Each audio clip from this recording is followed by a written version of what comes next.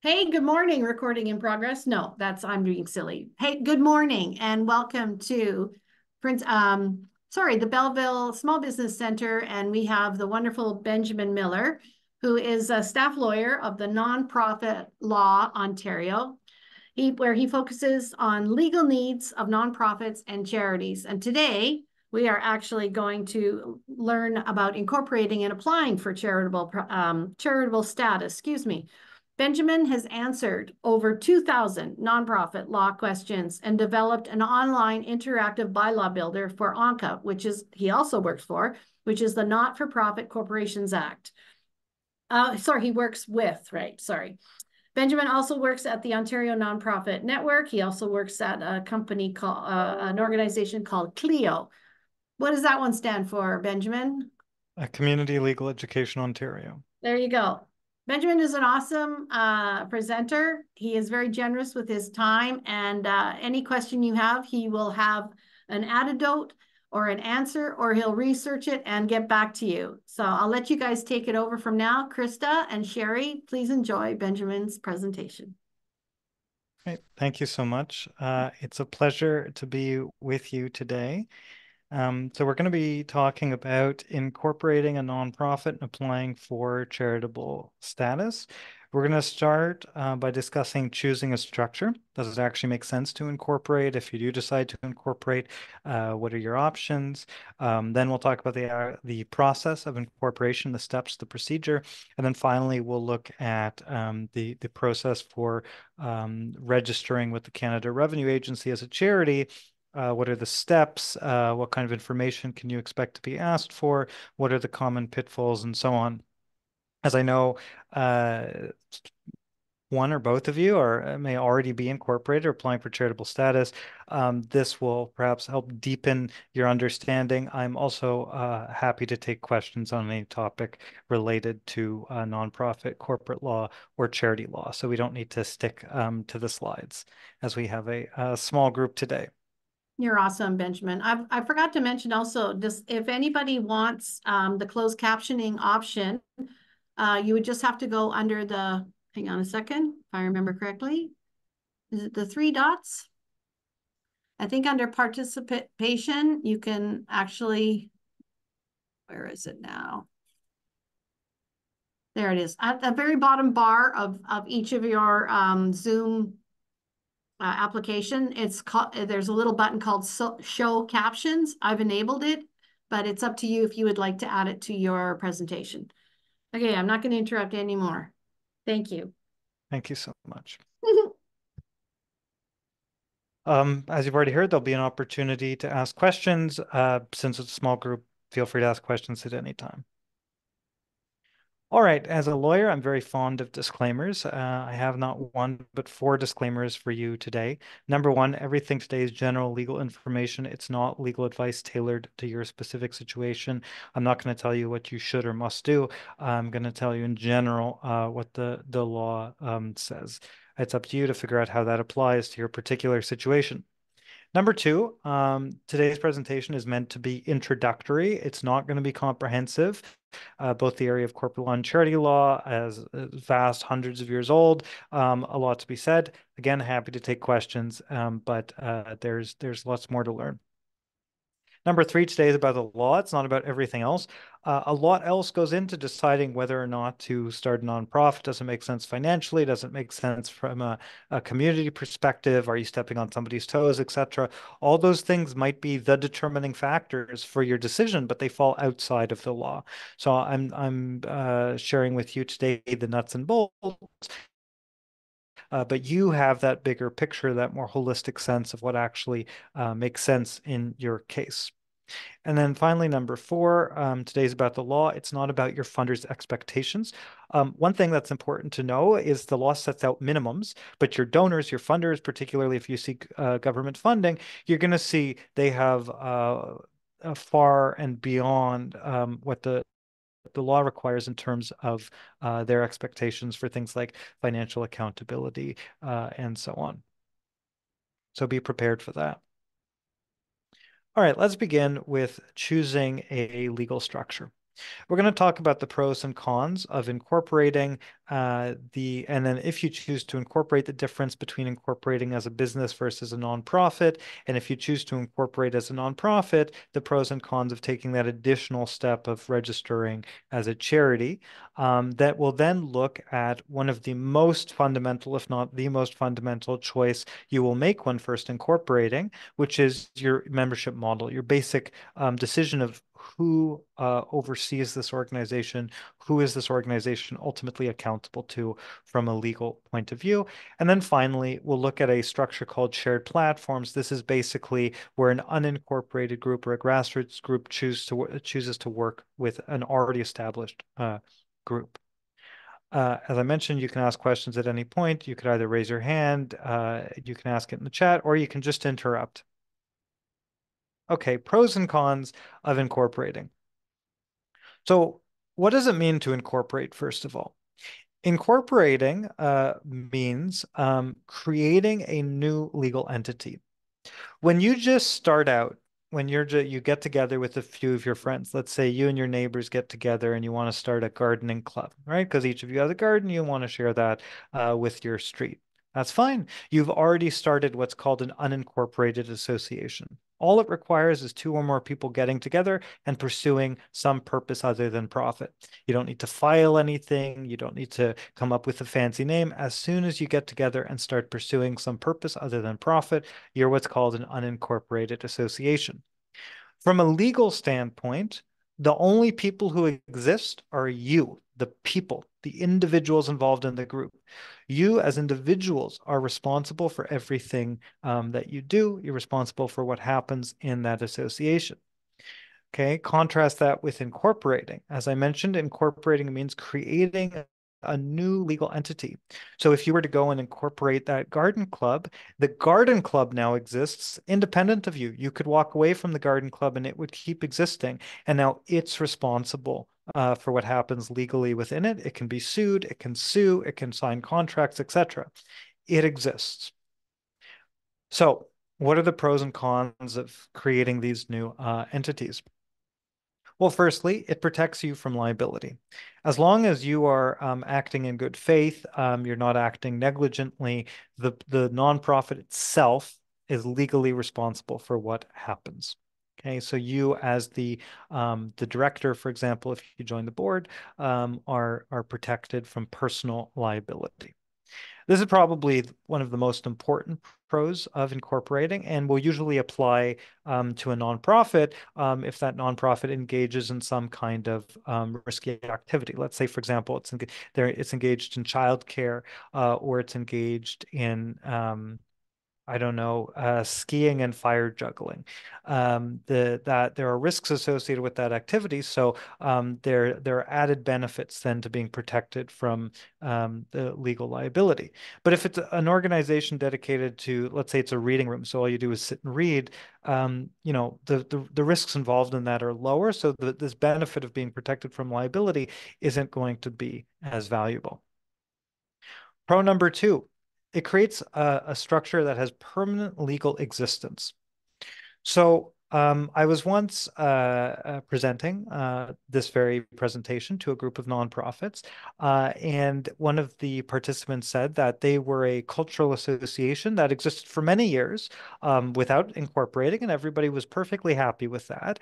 And then COVID happened, and they couldn't meet as frequently anymore, and people were starting to drop off, and they were concerned that the structure that this group that they had invested so much into would disappear. So they incorporated in order to cement it in a way, to give it a sense of permanence, to give it a structure, and that this actually helped to weather the COVID period, and they've come out of the period where people could not meet stronger with a clear framework and so on.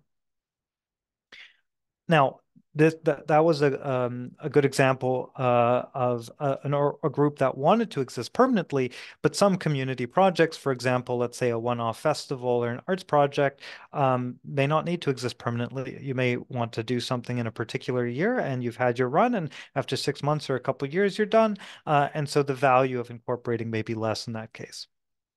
Pro number three, having a clear legal framework. So one of the things that comes with incorporating is you become subject to corporate law. And particularly under Ontario's Not-for-Profit Corporations Act and under the Canada Not-for-Profit Corporations Act, there are a lot of rules that are, one, mandatory, and two, they apply by default, meaning unless you say something different in your governing documents, these are the rules that apply. The advantage of having all these rules already set out is you don't need to think about these rules. You don't need to reinvent the wheel. You just know, okay, great, this will be our framework for governance to begin with. Okay, I see there is a question in the chat, so I'll address that question before continuing on.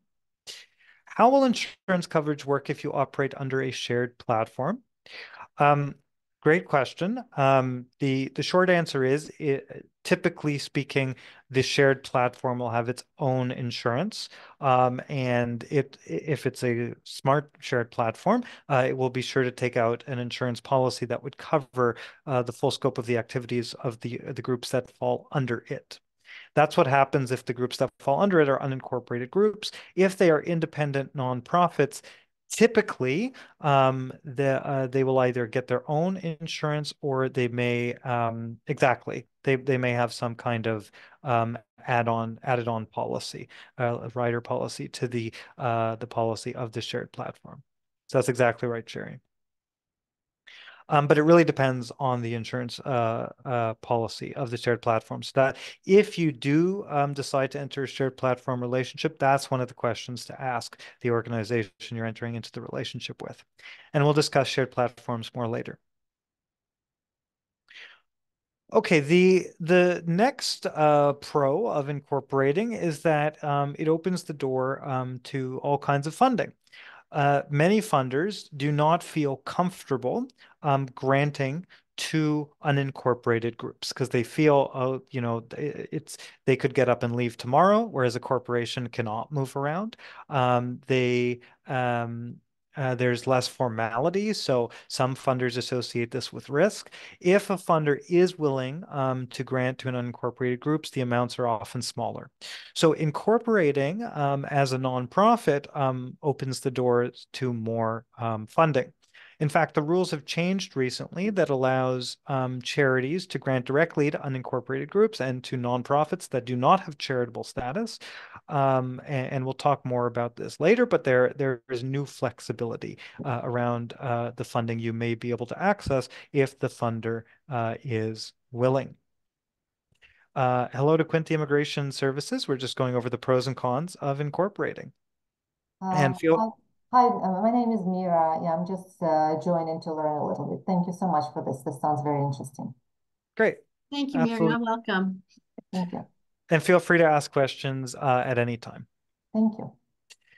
Okay, so we went over some of the main pros in incorporating. What are some of the cons? Well, firstly, there is paperwork associated both with the incorporation process itself and then maintaining the organization. So you have to file what are called articles of incorporation. You need to develop bylaws most of the time. And on an annual basis, there are corporate filings that you need to do. Now, whether or not this is overly burdensome to you will depend on how big your group is, how familiar it is with paperwork in general, its tolerance and patience for this kind of paperwork. But what I would say is that if it seems like a lot, that may be an indication that you are not yet in a position where you have the capacity to take on becoming incorporated. I semi-regularly get questions from the public of people who are very grassroots. Somebody decided it was a good idea to incorporate years ago. Maybe they thought they had to incorporate. Maybe a funder told them they should incorporate. So they decided to incorporate, and none of the rules have been followed since then. And what they're left with is a mess. And it's time consuming and needlessly complicated to unwind that mess once it's been created. It can often be simpler to simply remain unincorporated from the beginning.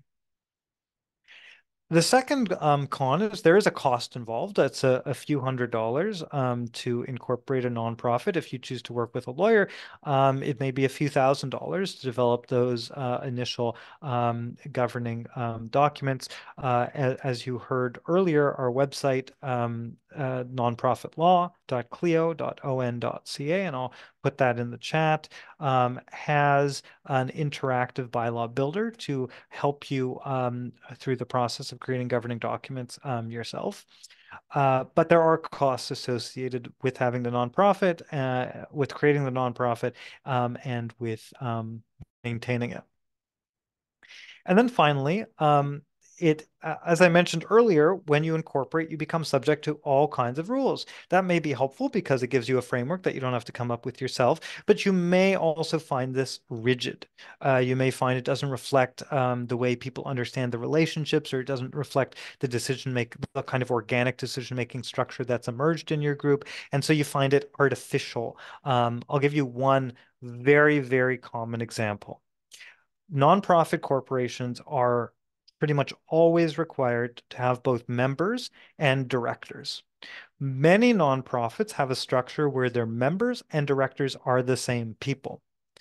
Nevertheless, although they're the same people, they still have to follow different rules that apply to them as members and different rules that apply to them as directors. So you have to have members meetings and board meetings. The agendas and the minutes have to record this differently. There are different decisions you can take at each of these things.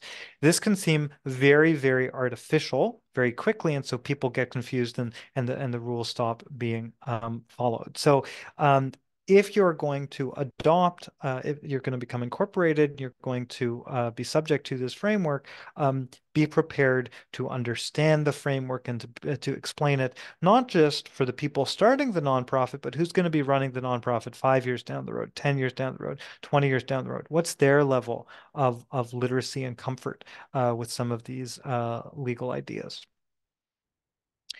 Okay, a question in the chat. If the charity has run its course, how does the board surrender the charter/discontinue the corporation? So if an organization is incorporated and a registered charity, there are at least two steps. There is applying to the Canada Revenue Agency for voluntary revocation. This is actually a relatively simple thing to do. It's essentially sending a letter to the CRA. The slightly more complicated thing to do is filing what are called articles of dissolution, dissolving the corporation. Both of these things are effectively a process in which you make sure that all of your assets go to other charities or to the government, if you prefer to give it to the government, and winding down your activities. And besides that, it's a bit of paperwork. If you look online, if you search, dissolving a nonprofit in Ontario, some law firms have put out helpful blogs of checklists of things to consider if you're dissolving.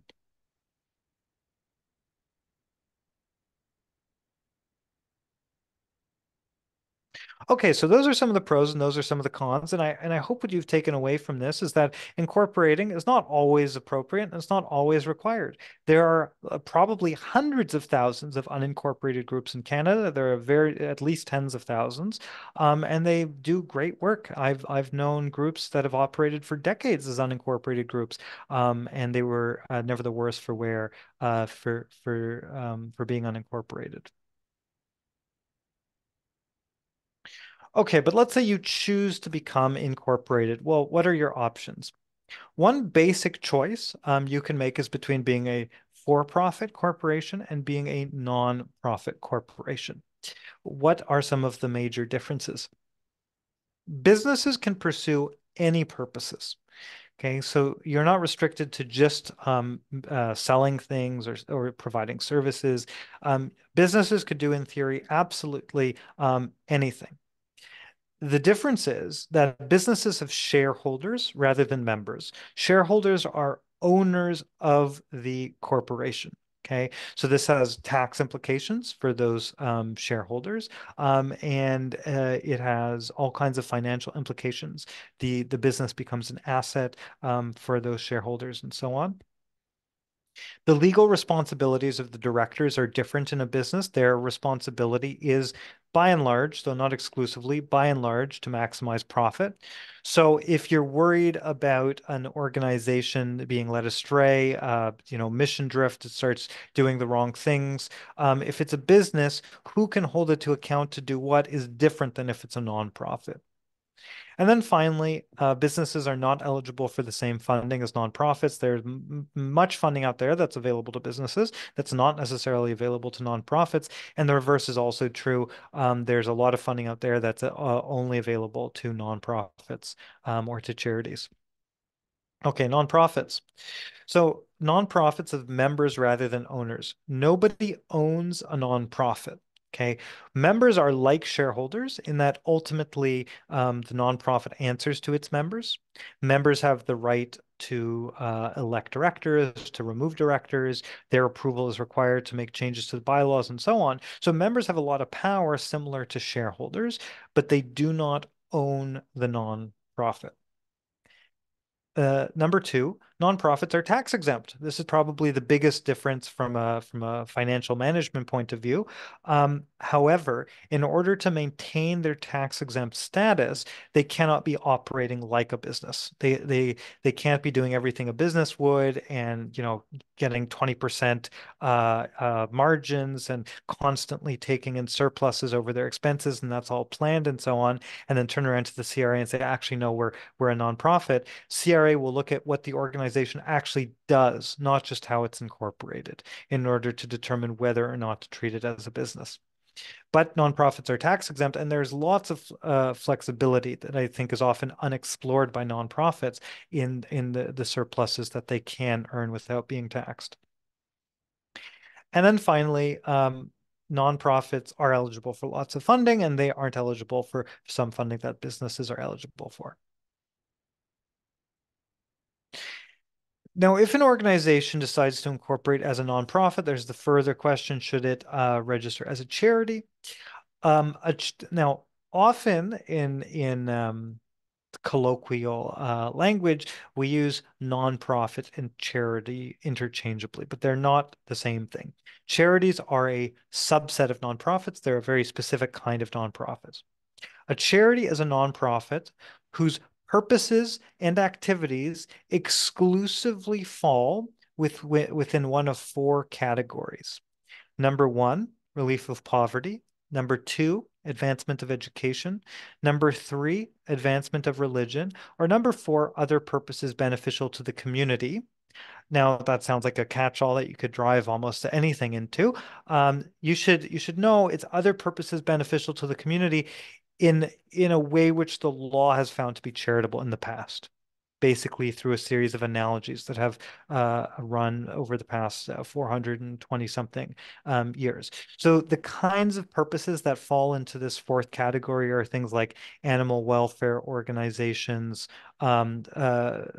environmental protection organizations, economic development organizations, arts organizations sometimes fall under this fourth category, and the list goes on. And actually, there are some quirky and historical examples of what falls into this fourth category. For example, the promotion of housewifery, excellence in being a housewife, was at one time a charitable purpose under this fourth category. A registered charity can issue tax receipts and receive money from other registered charities. So a tax receipt gives the donor the ability to claim a tax credit, whether they are an individual or a business. It gives them tax benefits to have a tax receipt. That's one of the big benefits. Although how important that benefit is depends on what is your revenue model. Do you depend mainly on donations? If the answer is yes, then being able to issue tax receipts may be something that's very valuable to you, particularly if you depend on large donations, because there's research to suggest that large donors, high net worth donors, value tax receipts more than ordinary donors, smaller size donors. So that ability to issue a tax receipt may not matter as much if the increment of donations you're receiving are, let's say, $20 at a time. But if you depend on a few large donors, then the tax receipt may really, really matter. The other big thing that registered charities can do is they can receive money directly from other registered charities, no questions asked, basically. Meaning you don't have to attach all kinds of conditions to it. You don't have to attach all kinds of oversight and agreements to it. In practice, funders do have funding agreements and they do engage in some kind of oversight, but there actually can be a lot of flexibility when one charity gives money to another charity. When a charity gives money to a non-charity, let's say they're funding a nonprofit, which they can do. And in fact, as I mentioned earlier, there's new flexibility that allows charities to grant directly to non-charities. But when they do this, they have two main options in how they can do this. They can either use a framework called direction and control, where they may give the money to the nonprofit, but the charity remains in charge over how that money is used for the length of that project. So they have to keep directing and controlling, making sure it's only being used for charitable purposes. So that's option one. Option two, the charity can make what's called a qualified disbursement to the non-charity, and this could be a nonprofit, could be an individual, it could even be a business. And if the charity makes these grants, these qualified disbursements, the charity is responsible for making sure that the resources that it granted are only used for charitable purposes, but the charity doesn't have to direct and control how the money and resources are being used, as long as the non-charity is using them exclusively for charitable purposes. Back just recently in December, the Canada Revenue Agency put out a new guidance to explain the rules of this option number two, how to make grants to non-charities. So you can go to the Canada Revenue Agency website to learn more about those new rules. The Ontario Nonprofit Network will be developing resources in the months to come to help nonprofits navigate these new rules. Interestingly, another difference between registered charities and nonprofits is that registered charities actually have more flexibility in some respects in revenue earning activities. So as I mentioned, a nonprofit can earn surpluses, but they cannot operate like a business. They can't plan to earn surpluses year over year. They basically have to operate on a cost recovery model, allowing for surplus if you can justify it based on some reserve policy that you have. That's the basic scope of what a nonprofit can do when it comes to earning surpluses without being taxed like a business. Now, a lot falls into that scope, but those are the limits. A registered charity is different. A registered charity can engage in pretty much unlimited revenue earning activities as long as they fall into the following categories. So number one, if they are charging for their charitable services and they're not charging so high that it prevents a large chunk of the public from accessing those services. What's an example of this? So I went to law school at the University of Toronto, and let me tell you, tuition was considerable. They're a charity. The University of Toronto is a charity, and yet they're still entitled to charge the tuition that they charge. A local theater can charge for tickets. That's another example, even though the artistic performance is a charitable activity. The list goes on, right? So number one, you can charge for charitable activities as long as it's not prohibitive to a large segment of the public. Number two, registered charities can engage in what's called related business. Now, this is a topic for another day. This could be a whole workshop on its own. But the bottom line is that a related business is a business that is linked and subordinate to the charity's activities. What does it mean for something to be linked and subordinate? So I'll give you a few examples of related businesses and then explain the different things that make them linked and subordinate. So one example, this is a classic example, the hospital that charges for parking. Okay, parking is not a charitable activity. However, because people need to park in order to attend the hospital, it's linked to the activities of the hospital. It supports the broader activities of the hospital. What does it mean for it to be subordinate? The board of the hospital cannot be spending, more than half of every board meeting talking about the parking lot. It has to remain a minor part of the overall operations of the charity. If it starts to take over, that becomes a problem. Another example is, let's say, an international development organization that sells T-shirts with its branding or bracelets with its branding, something like that. That's linked and subordinate. It can be linked and subordinate because it promotes the charity's reputation. Another example, one of the older examples, is the Salvation Army kind of thrift stores. These can be related businesses if, for example, they're run by volunteers, or if, for example, they're using donated materials in a particular way.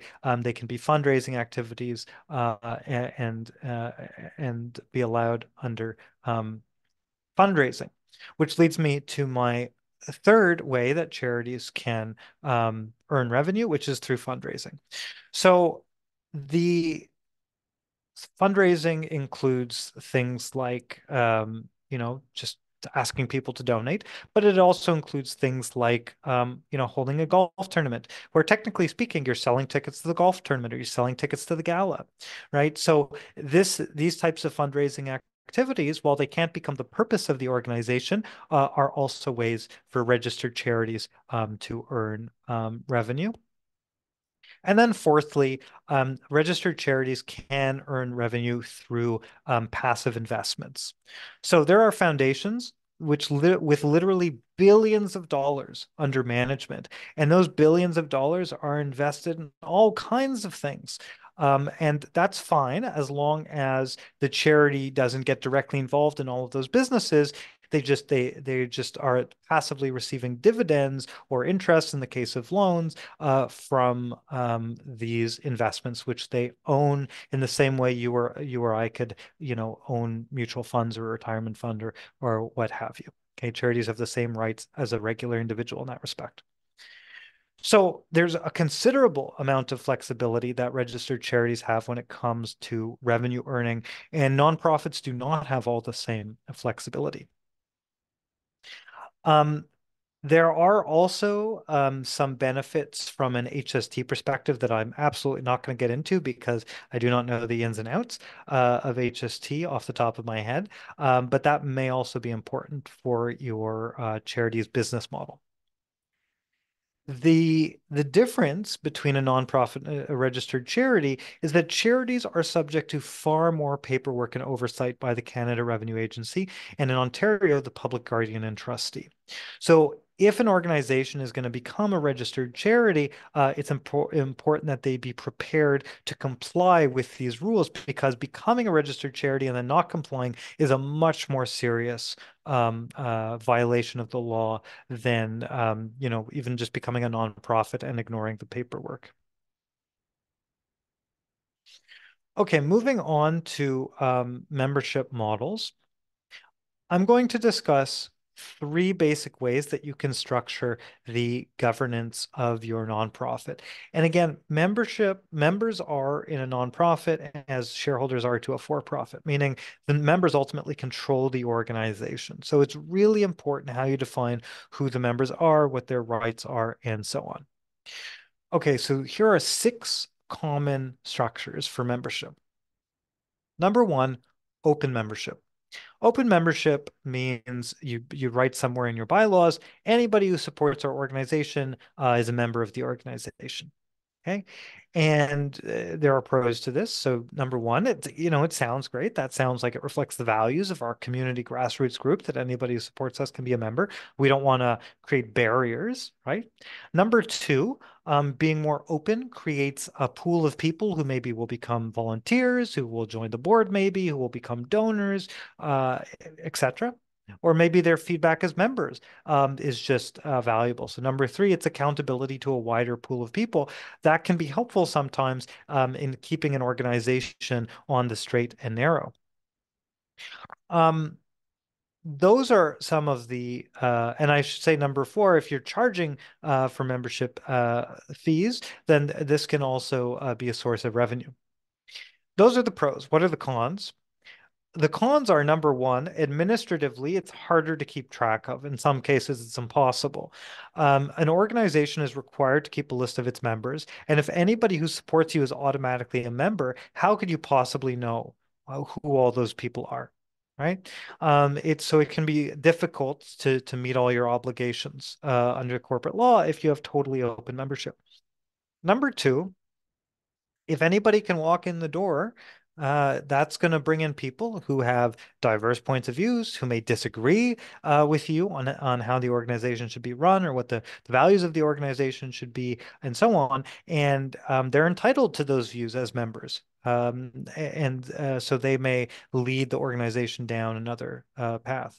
If the door is open for open membership to come in, then it's also to go out, right? So again, another hard way to keep track of who's a member. Yeah, absolutely. You never know when people have dropped off. Mm. When you Yeah. say membership, does it mean that they just like on Facebook randomly say, yeah, that's cool? Or is it they've actually contacted the organization and said, I'd like to be a member? Like what defines an open membership? Just the initial. So it's a great question. And maybe I should back up a step and say people use the word member for all kinds of things. People use the word member to refer to people who have subscribed to the email list. People use the word member to refer to anybody who's made a donation. You're welcome to use the word however you like. There are no language police when it comes to this. But what member means from a corporate law perspective is who meets the definition of membership set out in your governing documents. So who meets the definition is entirely up to you and entirely dependent on the wording of your governing documents. So you raise a great question. Is it anybody who says cool? Anybody who likes your page? Is it anybody who subscribes? If your wording and your bylaw is vague enough to say, anybody who supports our organization, well, I could make a case that anyone who's done those things supports your organization. They've indicated they support your organization. So maybe they should be considered members, right? But these kinds of discussions of do they count, don't they count, are counterproductive, and they are often time sucks. So it's if there's a question, the best thing is to do is just define in your governing documents clearly so you can clearly know when somebody meets the definition or not. So for example, if you want an open membership, you may say anybody who supports our organization as indicated by any of the following activities. They've donated, they've attended 3 events in a row, they've joined our Facebook group, etc. And you can put whatever you want, but it's helpful to define the membership. So That's absolutely perfect. Thank you. Thank you, Benjamin. And ladies, if you have a question, please feel free. Join in. yeah, absolutely. And I will pause for questions shortly, and we can have a fulsome discussion if people want to discuss anything that's come up to this point. So some of the cons that I mentioned of open membership include it's administratively difficult. People can come in and they can take the organization down a different path than you imagined. The second type of membership we're going to look at is semi-open membership. Semi-open membership is where you say anybody is a member as long as they meet XYZ criteria. The criteria could be something like they need to sign a form and submit it. The criteria could be they have to sign a code of conduct. The criteria could be they need to live within a particular area. The criteria could be they need to pay a membership fee. Whatever it is, you can set whatever criteria you want, but it's open in the sense that once somebody has met this criteria, you don't have the discretion to say no to them. They're entitled to be a member. They met the criteria. The pros of this are similar to the pros of open membership in that it may open you up to a large group of people. It may be a revenue source. It may be a pool for people to be volunteers. It could be source of accountability. The cons are similar. Anybody who meets these criteria may have different values, may have a different vision for the organization. But the difference is semi-open membership allows you to set certain parameters around who comes in the door. So, for example, you can set out in the code of conduct that everybody agrees to certain principles. I've seen with religious organizations, for example, they said that, in order for a person to be a member, they need to agree to X doctrine or they need to follow X movement. And so if a person wants to change the religious organization to another movement or to another doctrine, they cease to be a member because they clearly no longer adhere to that doctrine or that movement. That's just one example of an organization that uses semi-open membership to make sure that it sticks to whatever mission it sees itself as having. Um, Okay, how can we avoid perspectives far outside the charity's purposes without appearing discriminatory against protected classes? Um, so this is a great question because it raises a few different points. So number one, protected classes. So there's the Ontario Human Rights Code applies to nonprofits in the same way that it applies to other organizations by and large. And that means that things like membership classes or who can be on your board cannot violate human rights law. With that being said, there are exceptions in the Ontario Human Rights Code related to employment and related to certain other aspects of a nonprofit's operations that say that if making a distinction between people is justified by your purposes. So let's say you're a women's shelter. And so for that reason, you want to limit who the members are to women, or you want to specifically exclude men or something like that. And you can justify that in terms of the purposes of your organization. The Ontario Human Rights Code makes allowances for these types of things. So that's important, but it does have to be justified by your purposes. Okay, and so explaining and making that connection is very important. The second aspect of your question, which is how do you make a distinction without appearing discriminatory? That is not necessarily a legal question. That is more of a PR question. That's more of a communications question. How do you explain or communicate the reasons for your membership to the public? What terms do you use that don't leave the impression that you're being discriminatory?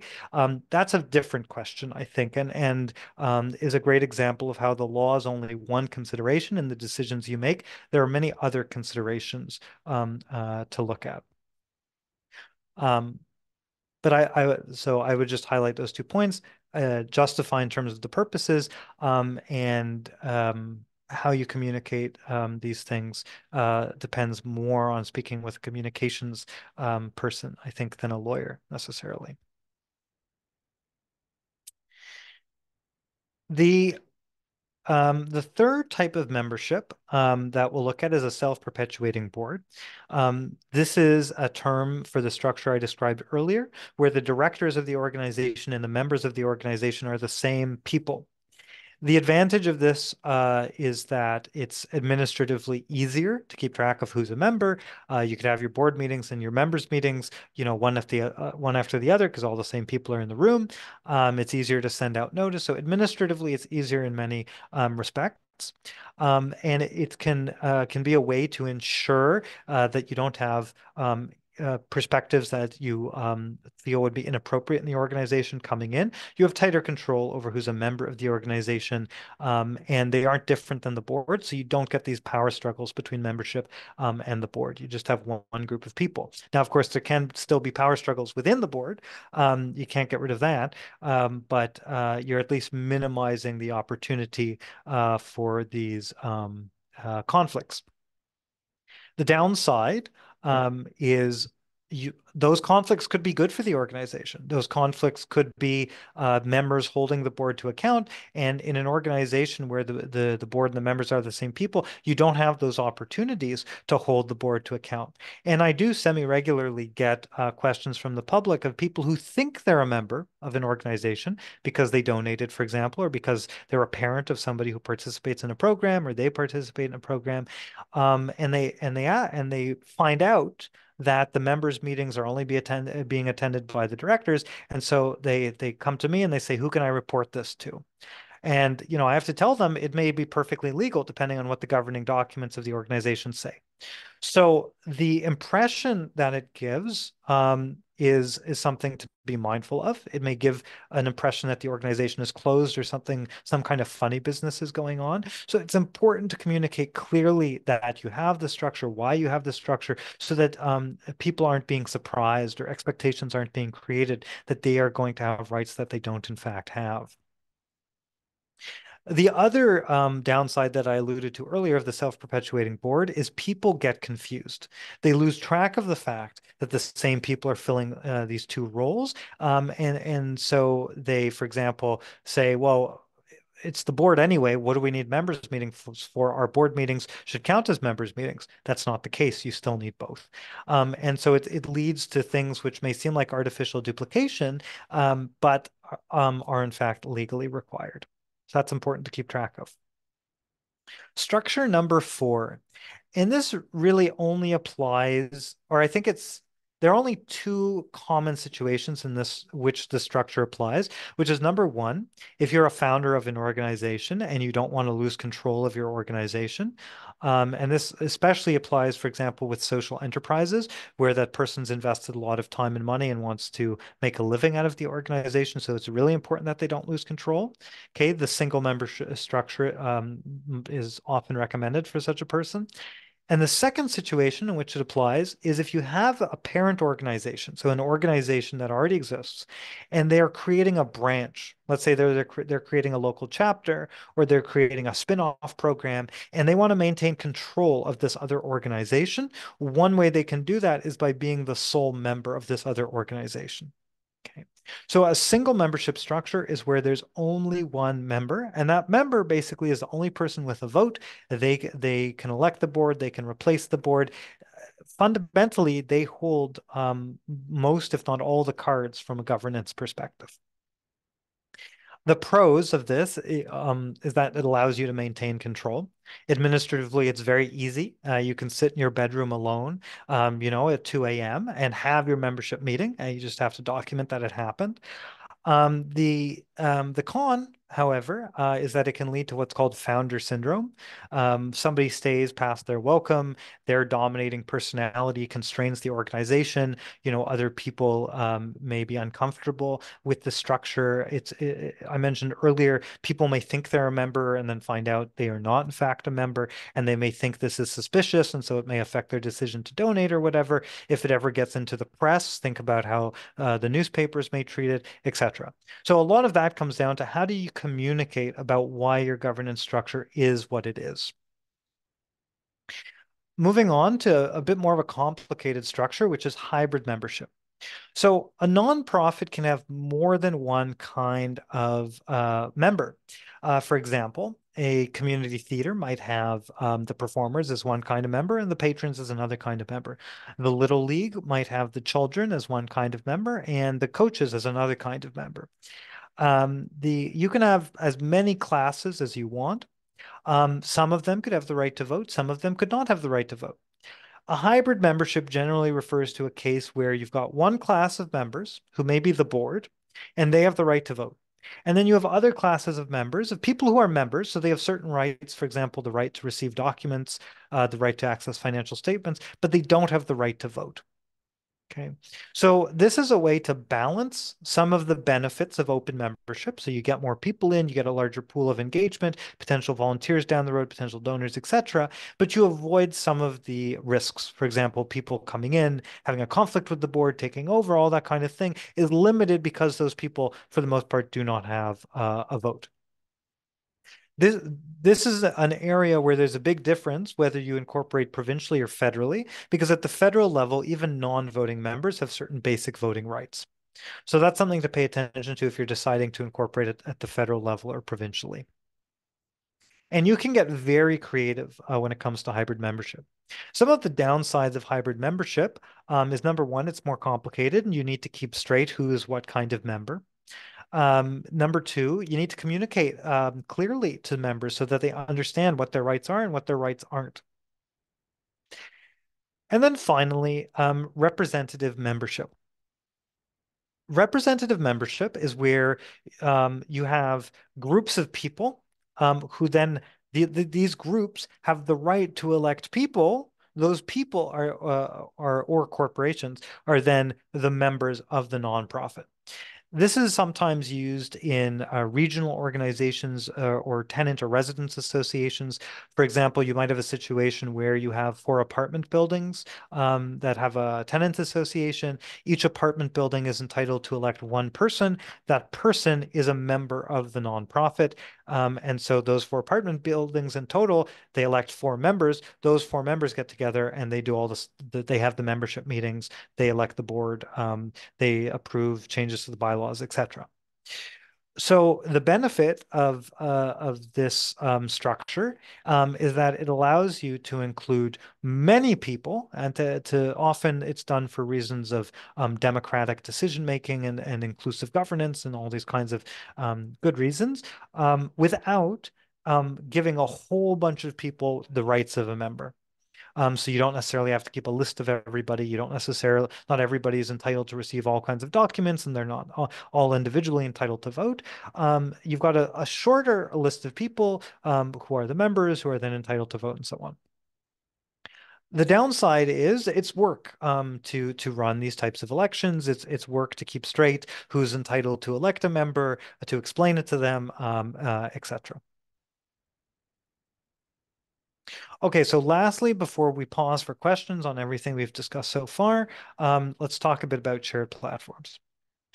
So if an organization decides not to become incorporated, they're happy just being a grassroots group, let's say the level of activity, it's not worth it from a money perspective or a time perspective to become incorporated. You're let's say a $2,000 or $5,000 project, and you're probably only going to be around for a few years or whatever.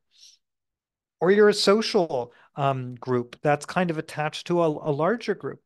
I'll give you one very prominent and underappreciated example of this. Um, Campus clubs are, by and large, grassroots associations. They're unincorporated associations, but they have a tie to a university or a college or even a high school, right? Those universities or colleges are incorporated, right? So you have this kind of shared platform relationship where the unincorporated group benefits from the space, sometimes funding, sometimes the university or college or the student union will maintain bank accounts or separate funds for these grassroots associations and so on. Okay, so you don't have to go to all the trouble of incorporating, but you get some of the benefits of incorporating.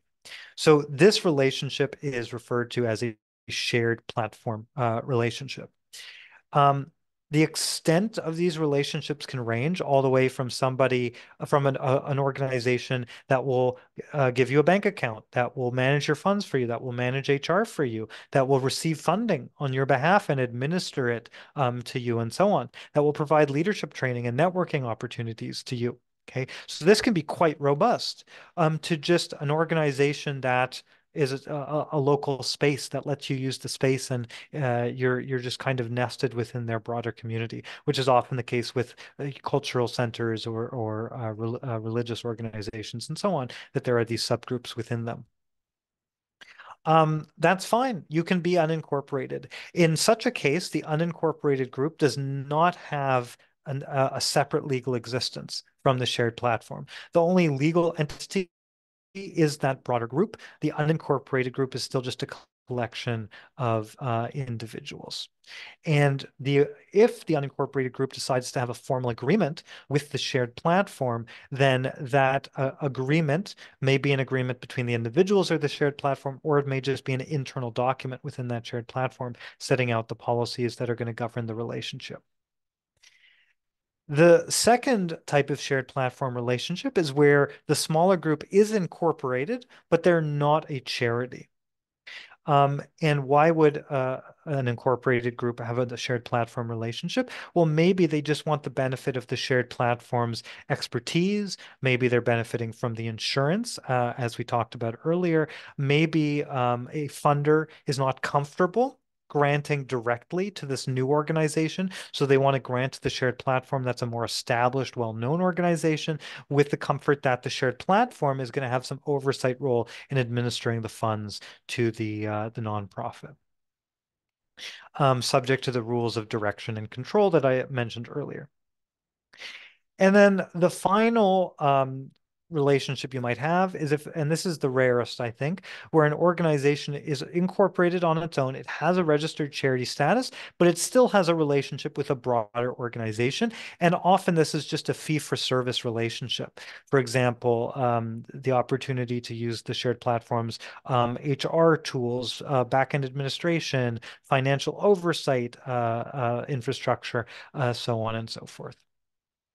Okay, that brings us to the end of the section on incorporating and choosing between different structures. I would love to hear people's questions and thoughts and discussing all that we've shared to this point. Do I have to unmute everybody, or you guys can do it yourselves? Please join in. Are we following along okay here, guys? Folks, ladies, there we are. No questions? Okay, no okay. questions from Kristen? Yeah, no, also, I have no questions. Yeah, I just want to say it's like my second webinar that I'm joining with Benjamin, and it's always very clear and very nice. Thank you. Good. My pleasure. That's what I'm here He's one for. of the best. He's one of the best. Sherry, any questions?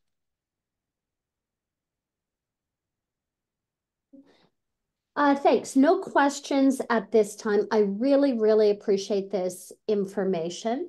And I have to say, I enjoyed so much the in-person well, as we walked through what we need to do with our charity. This has given me additional information. One of the areas we have to pay attention to, and that has been in the hopper for like 6 years, is the membership and how to put structure around that.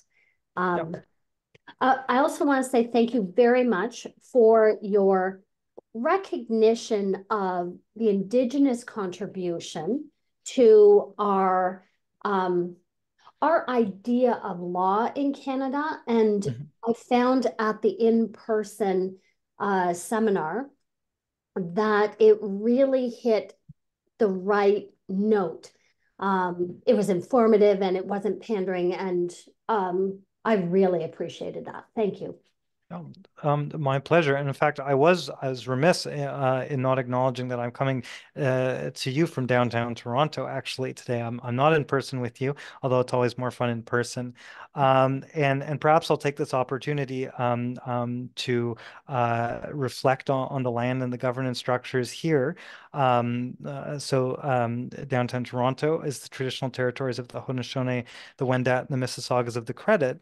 And one thing that we learned from the Mississaugas of the Credit, they get historically, the name is actually a fairly recent name for that nation. It comes from the Credit River, and as it's been explained to me, the reason they have that name as a nation is because they were so relied upon to give and receive credit in the trade that went on along the trade route of that river. And one of the lessons, I think, that it teaches us for this discussion about whether to incorporate or not, or what governance structure is, et cetera, is how fundamental trust is to all of this. So, for example, I mentioned earlier that many funders are uncomfortable granting directly to unincorporated associations. But that's because we live in a context where often people don't have these personal relationships and they don't have this understanding, this trusting background of the individuals. So we've created structures where the kind of legal fiction of the corporation, people find it easier to trust a legal fiction than they find it to trust a person, a flesh and blood person. So I find that fascinating, and I think what that teaches us is maybe that isn't the best approach to how we make our funding decisions. And once we're incorporated, that doesn't necessarily mean that we are trustworthy. How do we foster a community of trust? Part of that is by creating realistic expectations with membership, with members, with donors, etc., and by honoring those expectations through our rules of governance. So that's just one lesson that I would draw out, and I apologize for not acknowledging the stewards of this land earlier. So thank you very much my for reminding. apologies too. It's a new thing that I actually wrote down as a resolution. It's like I got to start adding that to my my introduction. So thank you, Benjamin, for doing that. Sherry had a cute comment. I say it's cute, Sherry, just because it'd be a great t-shirt. Mm-hmm. In the chat. Do you guys see it? Charities do business with trust, not finances. Yep, that is the currency. Well, I guess we'll carry on then, Benjamin. I'm going to mute myself and let you take away again.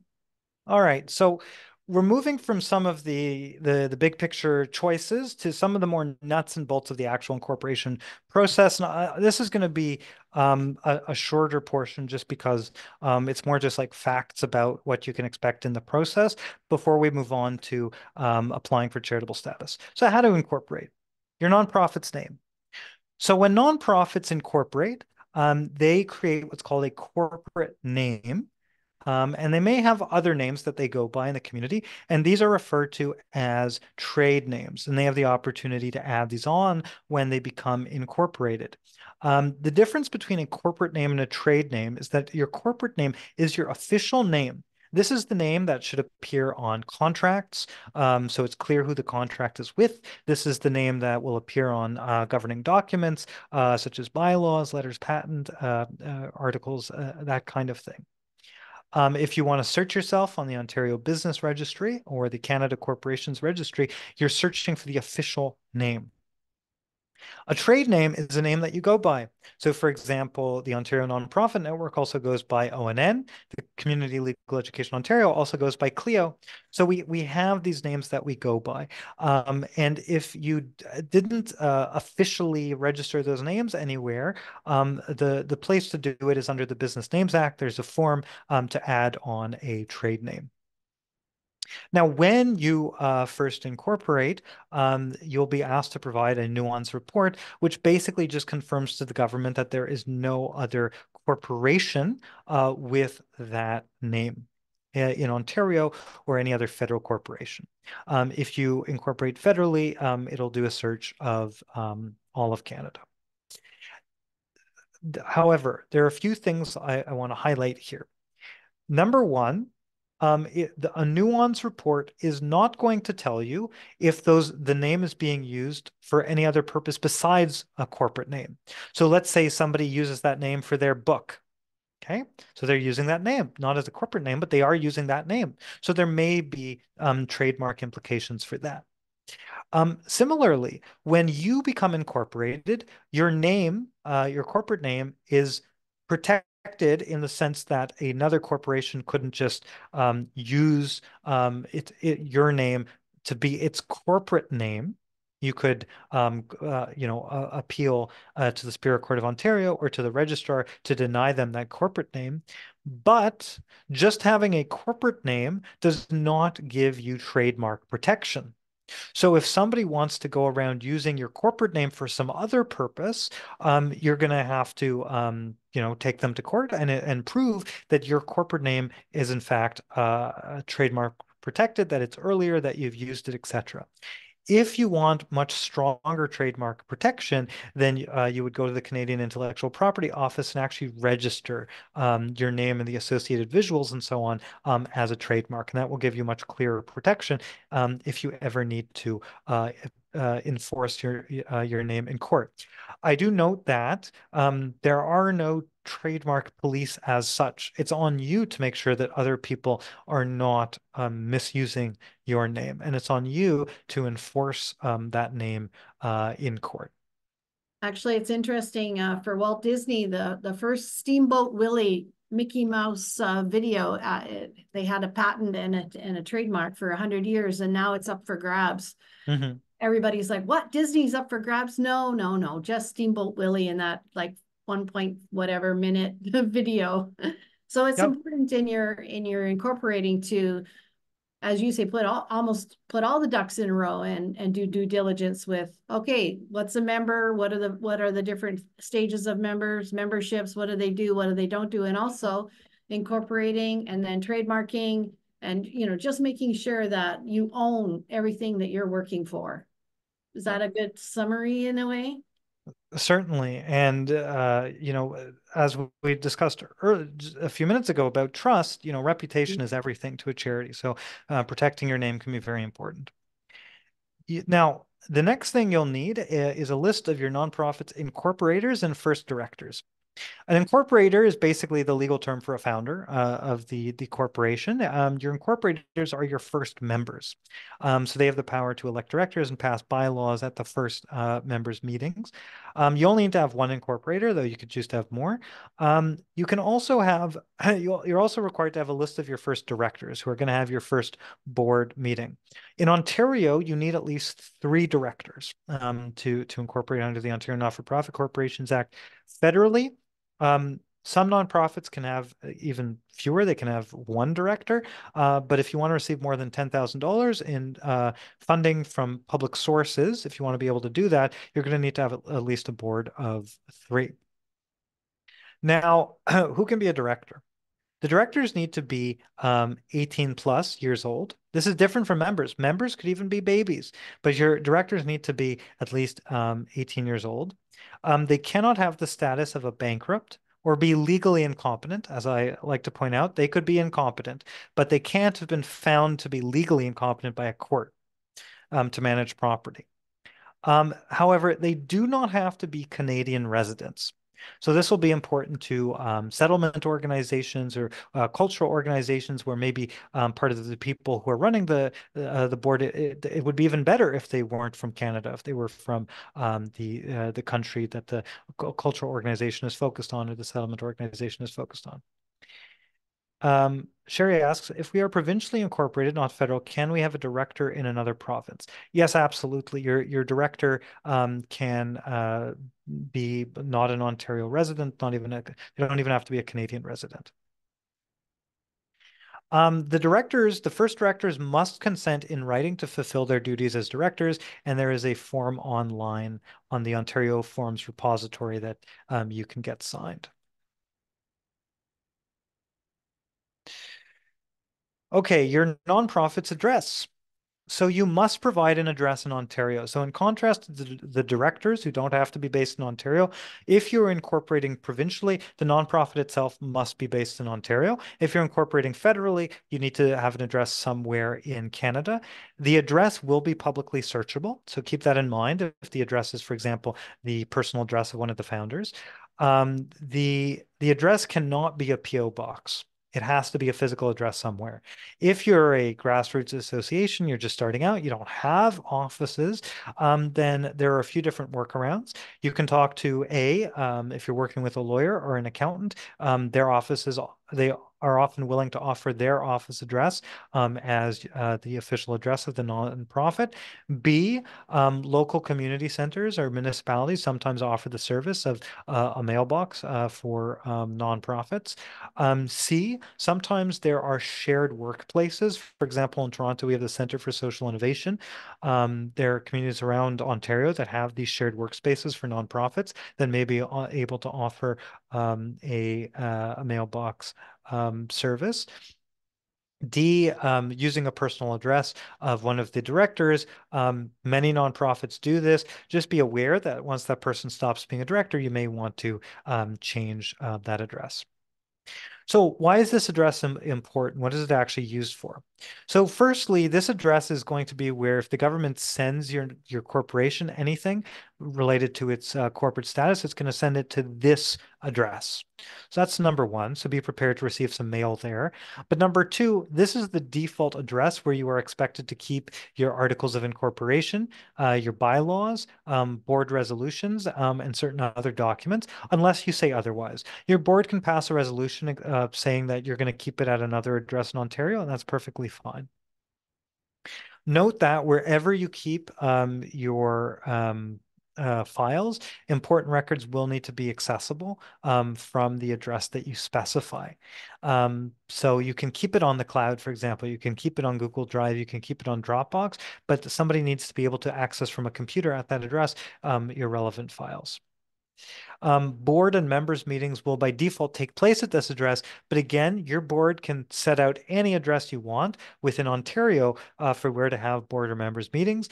You can have them online, you can have them in the form of hybrid meetings, that's all fine. This is just the default rule. Our former head office's address is searchable. It's a good question. The answer is no, not to the public at large. However, or individuals who have the company key, which is a PIN code that you use to access the corporate files of the nonprofit, can order what are called document copies, basically an archival package, and you'll be able to see what the former addresses of the nonprofit were.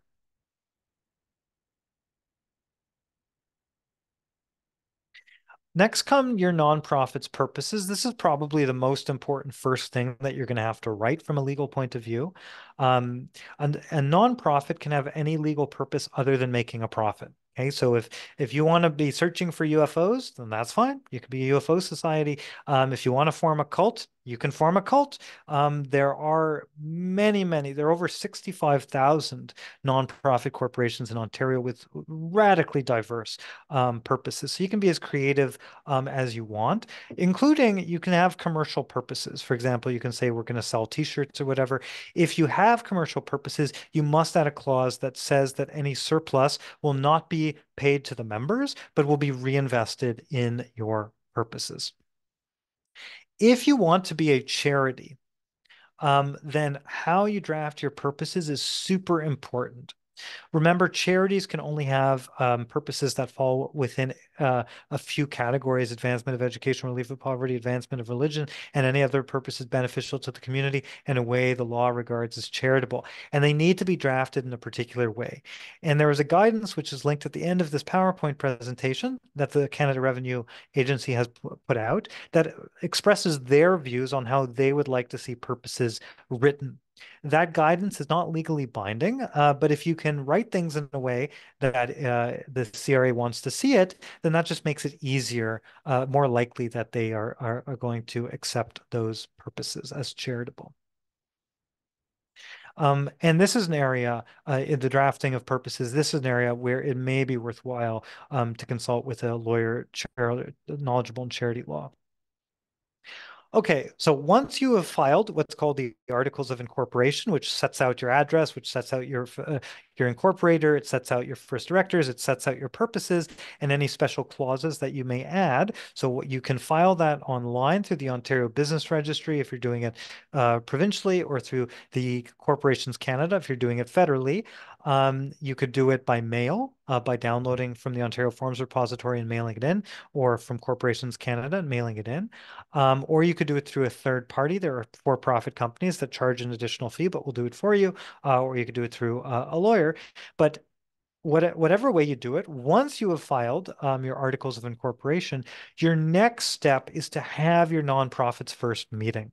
And this is where a lot of nonprofits, go off the rails. They filed everything, they think they're done. right? You're not done. You need to have this first meeting where you take care of certain business and organize things. So the first meeting that your nonprofit has is with the directors. So whoever you listed as your first directors, those are the people who have to meet for the first time. They need to approve a set of bylaws. Okay. So when do you actually write the bylaws? Most people, I would say, write the bylaws before they become incorporated, so they're ready to go. They're ready to hit the ground running. But if you haven't done that, if you want to, for whatever reason, you want to incorporate first and then write your bylaws, in Ontario, you have 60 days before the default bylaws under ONCA kick in. If you haven't passed a set of bylaws by 60 days, it's not the end of the world, but it means you're subject to the default bylaws under ONCA, which you can search online. But in most cases, nonprofits will have written some kind of bylaws or constitution and so on, and they're not effective until they are passed at this first board meeting. The other thing that is going to that would happen at this first board meeting is the directors would call the members to have a meeting. And remember, the members may be the same people as the directors. Even so, you need to have this separate meeting that you record and document as a members meeting that will approve the bylaws or reject them if there's a disagreement, but generally approve the bylaws that the board has passed. And it's the members approving the bylaws that makes them permanent. The board will also make banking arrangements and financial arrangements at this time, and they may choose to appoint officers. Provincially, you're required to have at least a chair. Other officer positions are optional. You can choose to have a president, a secretary, a treasurer. All of that's fine, but you don't have to. If you want to have officers, then by default under ONCA, the board appoints them. And so this first board meeting is the first opportunity the board has to appoint officers. Members then meet after the board meeting to do any and all of the following. One, vote on the proposed bylaws, and two, elect a new board. So your first directors only serve until that first meeting. The members can elect those same people to serve for whatever period you want, up to 4 years, but they need to be reelected if you want them to serve for a further term. The members would then also appoint an auditor or person to do a financial review or waive that audit if you're under the financial threshold that allows you to waive the audit. There's more information on our website under the page Finances if you want to learn more about what the thresholds are where you need to do an audit or not. As I mentioned, if you do not pass bylaws within 60 days of incorporating, the default bylaws will automatically apply to you provincially. Federally, it's less clear what rules apply, but all the defaults under the Act would kick in. All right, I'm going to pause here and see if there are any questions about the actual process of applying for incorporation.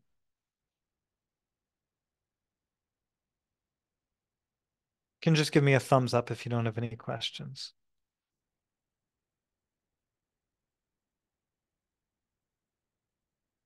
Okay. Mira, any questions? No, no questions. Thank you. Okay. So moving on to applying for charitable status. So I'm going to go through a common checklist of documents that you would often provide in your initial application. The application review process, so what you can expect in terms of the steps and some timeline. 10 common reasons why applicants get rejected for charitable status. I'll talk a bit about the pros and cons of working with a lawyer and some of the things to think about. And then at the end, as I promised, there are a number of links to where you can learn more, different guidances that are good places to start. Okay, so application checklist. So you may need to provide any or all of the following. So number one, you're incorporating documents. If you are a nonprofit corporation, for sure, you are going to need to provide your articles and your bylaws. It used to be the case that if you were applying for nonprofit corporate status at the same time as you were applying for charitable status, you could send in prospective governing documents that had not yet been approved. CRA no longer accepts these. The governing documents that you send in need to be the final approved versions. Okay, so that's important to keep in mind. If you're planning on being incorporated, you need to be incorporated first before you apply for charitable status. The reason this is important is that when it comes to drafting your charitable purposes, you're going to want to make sure they are compliant with charity law when you're incorporating before you even get to the stage where you are applying for charitable status, with the caveat that you may be asked to change them down the road. And so you may have to file for what are called articles of amendment to change your purposes. So there may be some additional costs involved in that. Number two, your activities. CRA wants you to describe in as much detail as you can the activities that you are currently carrying out and or planning on carrying out, as well as supporting documents that show what these activities are. What CRA is looking for is to see that these activities exclusively, not partly, not mostly, exclusively fall within your charitable purposes. If you have been around for a few years and you've done activities that haven't always fallen within your charitable purposes, be prepared to explain these activities. Be prepared to explain why you did them, how you've changed now, you're not going to do them anymore. And one thing I'll note is that if you are planning on not providing the CRA with everything, right? Let's say, for example, there are certain social media posts that you're hoping they're not coming across, or certain website or events you held or flyers you have that you're hoping they don't find. They may well find them. The CRA will do their independent searches into you. And the fact that you didn't provide them, one, will be suspicious to CRA, and they will ask you not only to explain these documents that may contain non-charitable things, but also to explain maybe why you didn't provide them. Okay, so if you're planning on taking that strategy of not providing absolutely everything to the CRA, be prepared to answer those questions. Again, I can't provide legal advice for any given situation, but if you're transparent, that does have the advantage of allowing you to get ahead of the issue and to be able to explain how, if something is non-charitable, you're not doing it anymore, or why you did it, and so on and so forth. Income earning activities. So CRA wants to know, how are you going to bring in money? They want to know your different methods. They want supporting documents. For example, if you're going to fundraise, do you have examples of the materials you're going to use to fundraise? If you're going to do a bingo, do you have approval from the municipality? They want to see that, etc. They want to see the percentage of resources dedicated to each of these different fundraising activities. Generally speaking, what the kind of red flags they're looking for is if you are, let's say, planning on bringing in $100,000 and you're spending $90,000 on a golf tournament to bring in $100,000, that's a bad ratio. That suggests that the entire purpose of your organization is just to fundraise. So they want to see, there's no golden rule, and the CRA has increasingly over time moved away from hard and fast thresholds. It used to be that if you're under 30%, you're golden. If you're between 30 and 50%, you're in the okay zone. If you're between 50 and 70%, it starts to be a red flag. You're going to have to explain that. If you're above 70%, that's a problem. Okay, that used to be the case, but honestly, the CRA has increasingly understood that situations really vary. If you're, supporting a particularly unpopular cause, you may need to spend more to raise the same amount of money that a popular cause has to spend to raise that same amount of money. If you're in a rural setting versus an urban setting, your cost ratios may be different, etc. Okay, as long as you can justify your costs relative to the amount of fundraising you're planning on bringing in, then in principle that should be fine. As long as you can show that the overriding goal really is to bring in money, because your overriding purpose is the charitable purpose. Financial information. CRA wants to see your financial statements if you've already existed, and or proposed budgets. And they're looking for, various red flags. Is there money going, like unexplained amounts going out in consulting fees? Okay, classic red flag, right? Are there fees being paid to the cousin of someone who's on the board that suggests there may be undue benefit, etc.? So that's what they're looking for in the financial information, among other things. Partnership agreements. So if you are planning to work consistently with another organization, especially if that other organization is not a charity, the CRA wants to know. You're allowed to work with other organizations. You're allowed to work with organizations that are not charities. Let's say, for example, there's a particular business in your community that's going to be a very prominent sponsor of your organization. Okay, that's fine, but you need to be upfront about this and you need to disclose the terms of the relationship. The CRA wants to see there isn't any improper benefit going to that non-charity. Okay, so once you've submitted all these documents, what's the process actually like? Well, the first thing the CRA is going to check is, did you submit everything they asked for? If the answer is no, if your application is incomplete, you're rejected automatically. Okay, that's probably the saddest reason to be rejected, and it will also be the fastest reason for you to be rejected. In which case, just apply again and make sure it's complete. If it's complete, there are then three options of what might happen. You may be accepted as a charity. Yay. This is fairly rare unless you have a very simple charity with pre-approved objects. For example, you're a foundation whose purposes are simply to grant to other qualified donees. But generally speaking, immediate acceptance is rare. Number two, you may be rejected off the bat. And again, unless there are major red flags, this is rare. Most applicants are going to get the third option, which is the CRA comes back where they express their concerns. They're thinking about registering you or they're thinking about not registering you, but they need more information about XYZ topic. You have 60 days to respond to the CRA. And one thing I'll just caution you, the CRA's letters are very formulaic. They're very much copy and paste because they're dealing with thousands of applications in any given year. Okay, so you may get like a 20-page letter and you say, oh no, a 20-page letter, I must have done something wrong. Take a deep breath. You haven't necessarily done anything wrong. It's just how the CRA writes to make it easier for them to manage the workload. Often in that 20 pages, the lines that are specific to you are going to be a few paragraphs. It's just there for you to get a few general ideas of what the CRA's concerns are. You have 60 days to respond. If you do not respond within those 60 days, CRA will consider it to be an abandoned application, and then it's over. You're going to have to start again if you want to apply for charitable status. If you do respond within the 60 days, so you're going to want to make sure you address all the concerns and questions of the CRA. And there may be some phone calls, there may be some written communications back and forth. Make sure that you are documenting your communications with the CRA and seeking advice as appropriate if you're unsure about what the CRA is asking for. And this back and forth will either end in them accepting you as a charity or rejecting you as a charity. If they reject you, the story is not over. You can appeal within 90 days.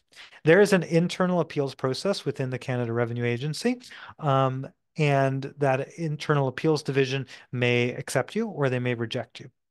If the internal appeals division rejects you, then you can appeal to the Federal Court of Appeals, and they may accept you or reject you. If you want, you can appeal further to the Supreme Court of Canada. At this point, though, it may be easier to just give up and start again. These judicial appeals, they take years. They are very expensive, like in the tens of thousands of dollars. So unless you have some kind of point to prove or you want to establish some kind of judicial precedent, most of the time it will be more practical to just accept that you've been rejected, go back to the beginning, and fix whatever the problems are that CRA had. Or maybe the charity status isn't for you. How long is all this going to take? Well, until recently, I told people 9 to 12 months. That's the typical time frame for your average application. If you're a very simple organization, it may be shorter. If you're a complex organization, it can take longer. I'm happy to report that recently I've been seeing files that have been going much faster than I expected them to. So that's great. It may be a blip, it may be an exception, I don't know. But 9 to 12 months has been in the past few years, the timeline I've shared with people. So be prepared, especially if the impetus for you becoming a charity is a particular donor who really wants a tax receipt or a funder. You're going to want to communicate with them openly about what the realistic timelines are. Okay, why do people get rejected? So this very helpful list comes from a charity law firm called Bloomberg Siegel LLP. We don't recommend any particular law firms, but I can attest to the fact that Bloomberg Siegel has lots of useful information on their website, in their newsletters, and so on. So I would say at least subscribe. So what are some common reasons applicants get rejected? So number one, purposes are not charitable. Okay, that's something that you should be able to address before you get to the application stage by doing research, by looking at the CRA guidances, and by speaking with a lawyer who's knowledgeable in charity law. If you are doing some kind of cutting edge work that hasn't been recognized as charitable yet, but you think could be charitable, it's a very modern thing, then maybe you're going to have to do research and you're going to have to learn how to make the case in legal terms to the CRA to prove that it's charitable. But I think most organizations don't fall into this category. Most organizations are doing things that are a mix of charity and non-charity, or they've just done a bad job of defining what they actually do in charitable terms. They don't know how to talk to the CRA. And that can be fixed by speaking with a lawyer and by doing research. Number two, connected to this, your purposes are broad and or vague. So if the way you wrote your purposes was by getting the community together and collectively, writing out things that sounded really good to everybody, that language may be meaningful to you, but it doesn't mean that it has, legally defined, precise terms. I'll give you an example that I dealt with recently. So an environmental organization whose purposes contained something like environmentally friendly products. What does environmentally friendly mean? I don't know. Probably you asked three different people, they'll give you three different definitions, right? CRA wants to make sure that your purposes have precise meaning so that the CRA can verify that that precise meaning falls within what is considered charitable. And if a term is vague, you can always define it in your own governing documents so CRA understands how you are using that term. Purposes don't reflect your activities. So one thing that applicants sometimes do is really, in truth, their activities are not exclusively charitable. They have some charitable purposes, they have some non-charitable purposes. But they figure, okay, we're going to pull the wool over the CRA's eyes. We are going to write purposes that are formulaic purposes that we know the CRA will accept as charitable, even though our activities really aren't charitable. You're not going to fool the CRA. I mean, probably not. The CRA is live to the fact that they need to not just look at your purposes, but your activities too. And you need to tell a coherent story about how your activities lead to the accomplishment of your purposes. And if it feels very alien, by the way, filling out all of these forms, one thing I like to tell people is that fundamentally it's about you telling a good story, where the end of the story is the accomplishment of charitable purposes, and there needs to be a consistent line drawn from everything about your organization to that ultimate purpose of accomplishing a charitable goal. The next reason applicants get rejected is lack of information. So you just didn't provide enough supporting documents to ground what you were claiming about your organization. Fifth, an unstated collateral purpose. So let's say you set out, one common situation in which this arises is you're an educational organization / advocacy organization. But you set out all your purposes that are educational. You want to educate people, let's say, about a social issue, or you want to educate people about an environmental issue or a religious issue or whatever it is. But secretly, when you look at the full history of the organization, it's clear the organization exists to advance a particular perspective. The CRA sees hundreds of these things, and certainly over the years, they've seen thousands of these types of organizations, I'm sure. They're wise to the fact that there may be an unstated reason that the organization really exists. So what they're looking for is, how does all the facts about the organization, what picture does this paint? If your purposes can't explain the full picture of the organization, they're going to look at that picture and they're going to say, actually, it implies that there's something else going on that it hasn't been articulated. Number 6, lacking, or what are we, yeah, number 6, lacking public benefit or delivering improper private benefit. So fundamentally, the core principle of charity law is that charities exist to provide a public benefit.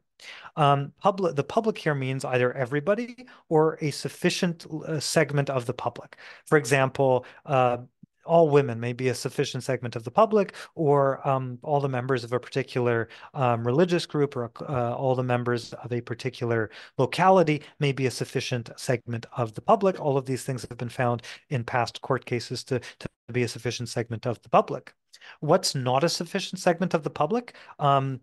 Everybody who works for a specific employer, let's say, okay, because they're not considered the public because they all have a private connection to each other. Similarly, even if you provide a public benefit, you cannot also be providing an improper private benefit. What's an improper private benefit? So when you pay employees, you're providing a private benefit to those employees. You're giving them a wage, and that's fine. You could even pay them a great deal. For example, hospitals, universities. There are doctors out there that make a great deal of money. There are professors that make a great deal of money. So there's nothing prohibited in paying people and even paying them well. What's prohibited is paying people more than is justified by what is required to deliver, quality charitable programming. So for example, let's say you're buying T-shirts for a fundraising event that you're doing. What's the market rate for T-shirts? Okay, if it's $10 a T-shirt, and you pay somebody $20 a T-shirt because you didn't do your due diligence, you didn't get 3 quotes, whatever, that $10 extra above the market price may be an improper private benefit that person is receiving. And you can imagine how much more problematic it's going to be for the CRA if the owner of that T-shirt business is the cousin of somebody on the board. Okay, there are specific penalties that are associated with that kind of dealing. So the CRA is looking to see, are there ways that somebody may receive more benefit than is justified by the charitable purpose.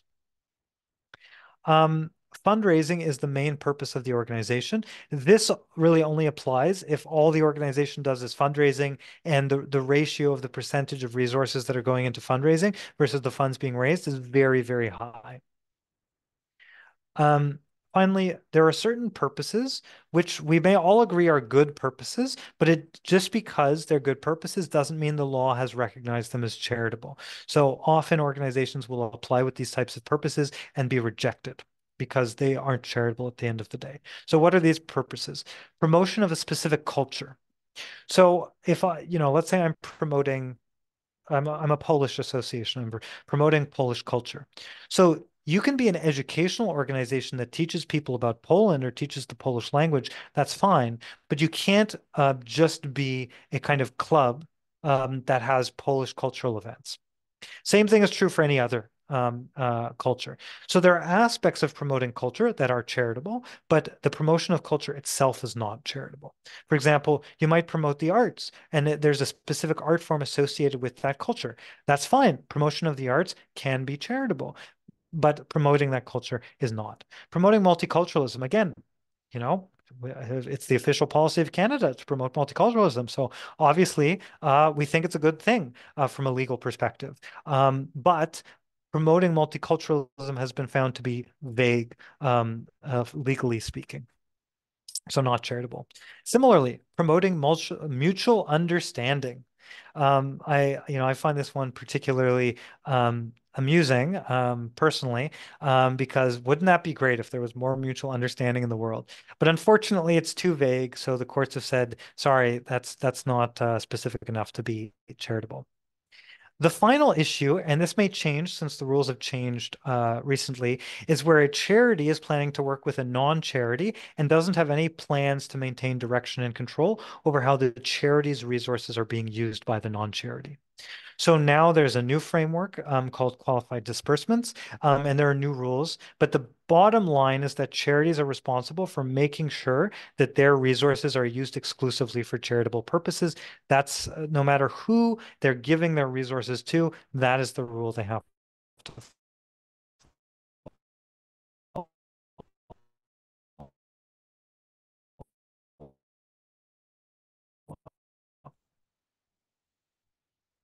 Okay, so we wrap. Firms often have templates already. They've done it before. The accounts set up who are constantly dealing with the CRA. There can be less back and forth with the CRA because the lawyer knows what to say to the CRA.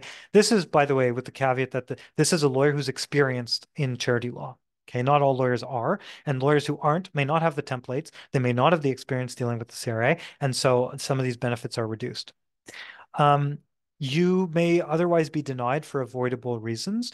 And especially if you have some kind of cutting edge purpose, a lawyer who's well versed in the case law may know which cases are best or set the best precedent for what you're proposing. Unfortunately, a lot of charity case law is not so accessible online. It's not easy to find for members of the public. Some of the cons, it can be expensive. I've put here $6,000 to $12,000. In a past session, somebody told me they recently worked with a lawyer and it cost even more than that. You know, I'm always surprised by the increasing numbers I hear, but it is what it is. And you need to decide whether it's worth the cost. It may also be a conversation for you to have with one of your funders. If there's a funder who's encouraging you to become a charity, you may say, well, it'd be great, but we don't have the funds. Would you provide the funds to hire a lawyer to apply for charitable status, which I have heard of funders doing in the past. It can be disempowering depending on the lawyer you're working with. You may say, well, oh, they're the expert. We're just going to follow whatever they say. And I think that's a mistake because if you aren't in the driver's seat about what your purposes are, what makes sense for your organization, what's the future of your organization, you may get charitable status at the end of the day, but you may lose it quickly because all the things the lawyer said to the CRA don't reflect the truth of your organization, what it's actually planning on doing. And that actually puts you in a worse position than you would be if you never got charitable status to begin with. You really need to articulate to any lawyer you work with what your true values are, what your true purposes are, what your scope of activities are planning on being. And if the lawyer convinces you that you need to narrow those purposes to get charitable status, then you need to be prepared to follow through on those narrower purposes. But be aware that this process may lead to mission drift. And as I mentioned, not all lawyers know charity law. One thing I'll mention is that it's not all or nothing. You can do a lot of this learning yourself. You can do a lot of the work yourself and then bring in the lawyer just for specific questions or to just check the work you've done. And that will lower the cost if you are careful in how you sign the retainer agreement and limit what the lawyer is being brought in to do. Check up on the lawyer. Lawyers have different expertise. Some lawyers have deep experience in a particular subsector that you may be in. Other lawyers will have different approaches to how they work with clients. Their personality may work better or worse with you. You are entitled to ask questions and learn about any lawyer you're planning on working with. I'll just point out that the website I linked in the chat earlier, there is a directory of lawyers. We don't vet or recommend anyone in particular, but we do confirm that some part of their work includes nonprofits and charities. If you want to learn more, I've linked a number of commonly used guidances that the CRA has put out. The CRA website is a wealth of information. There's a lot of really great information there. You just kind of need to learn how to read these documents. All right, any final questions before we wrap up? Today's slide presentation, Benjamin has graciously let us send me the copy of it, and I will be forwarding it in a recap workshop. Also the link to our YouTube channel with all of us taking in all this important and lots of information. If anybody has questions, I know that Benjamin always opens the door to his email address. So it, you know, obviously not hiring him as a lawyer for $16,000, but you know, just like I just want to make sure I understood something or whatever. Benjamin, like I said before, is very generous. Thank you very much, Krista, Sherry, and Myra, for joining us. I appreciate just as much as Sherry the information, and your delivery, Benjamin, is always clear, concise, realistic, and obviously from your heart. So thank you for that. Absolutely my pleasure. It's always a pleasure to be brought in, and I wish everybody the best as you navigate these processes in the future. Thank you. Happy New Year, everybody. We're through our first week of 2024, and I appreciate everybody's involvement in helping getting incorporated or supporting our community through charitable status. Thank you. Bye. Bye. Thanks, Benjamin.